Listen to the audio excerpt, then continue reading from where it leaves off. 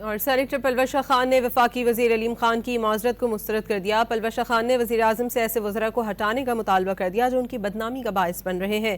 Senator Palwasha Khan نے کہا کہ NHA کی کرپشن کسی سے چھپی ہوئی نہیں ہے، سوال کرنا ہمارا حق اور جواب دینا ہے، اگر سوال کرنے پر بھڑک اٹھنے کا مطلب یہ ہے وہ قصوروار ہے۔ کمیونیکیشن میں کرپشن نہیں ہے، اگر ہم سوال نہ کریں تو ہم کس لیے بیٹھے، ہم ان سے ڈرتے ہیں؟